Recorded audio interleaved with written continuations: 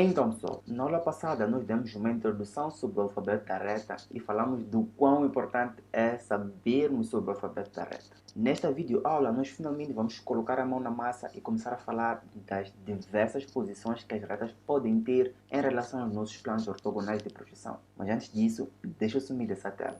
Reta de nível ou horizontal. É assim, pessoal. Antes mesmo de eu começar a falar da reta de nível ou horizontal, eu quero compartilhar convosco uma bagagem que é necessária para vocês poderem perceber melhor as próximas videoaulas. É um assunto que eu sei que vocês já sabem, a maioria de vocês já sabem, só que eu quero garantir de que vocês realmente sabem sobre esse assunto, porque são detalhes que vão fazer grande diferença na hora de vocês perceberem as definições que eu vou dar nesta aula e nas próximas videoaulas. E basicamente eu estou a falar da posição relativa de duas retas. Esse é um assunto que vamos abordar com mais detalhes mais para frente. Só que, como eu disse, é uma coisa que vocês devem ter uma noção básica para poderem perceber as próximas definições que nós vamos dar nas próximas videoaulas. E quais são essas posições relativas de duas retas? Basicamente eu estou a falar das retas paralelas, das retas oblíquas e das retas perpendiculares. O que são retas paralelas? Retas paralelas são duas retas que pertencem ao mesmo plano, mas em nenhum momento elas se interceptam, ou seja,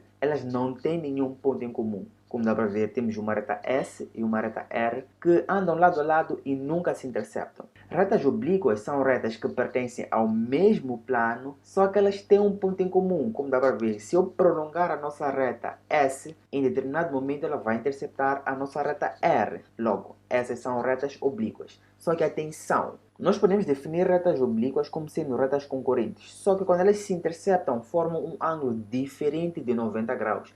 Peguem muito bem essa diferença, porque nós vamos definir as retas perpendiculares como também sendo um modelo de retas concorrentes. São retas que se interceptam em um determinado momento, só que quando elas se interceptam formam um ângulo de 90 graus. São retas perpendiculares, exatamente isso.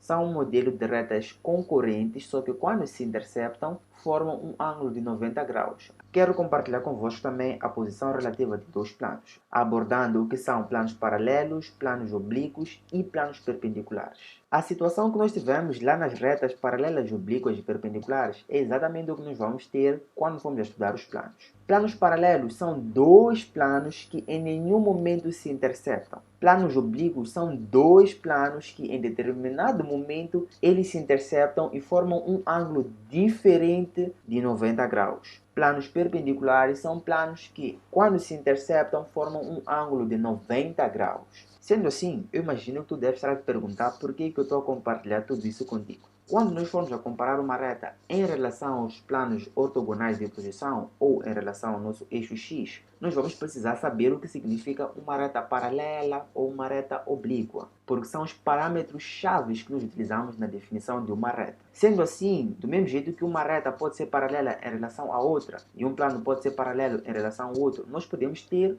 uma reta paralela em relação a um plano. Podemos ter uma reta oblíqua em relação a um plano e uma reta perpendicular em relação a um plano. Então internalizem isso. Uma reta pode ser paralela, oblíqua ou perpendicular em relação a qualquer plano. Depois disso, podemos sim falar da nossa reta de nível ou horizontal. No espaço, nós representamos a nossa reta de nível deste modo. E nós podemos definir a nossa reta em relação aos planos ortogonais de projeção. Em relação aos planos ortogonais de projeção, a reta de nível é oblíqua em relação ao plano frontal de projeção.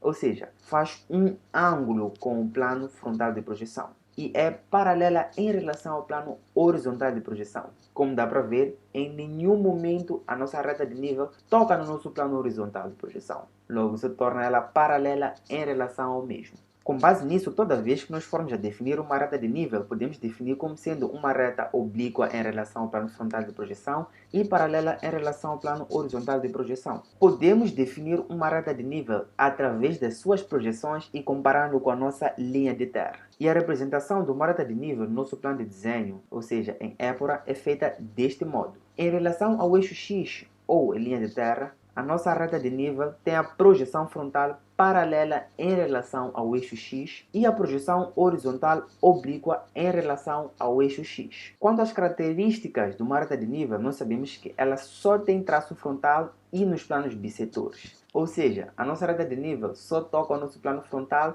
e os nossos planos bissetores, seja beta 1,3 ou beta 2,4.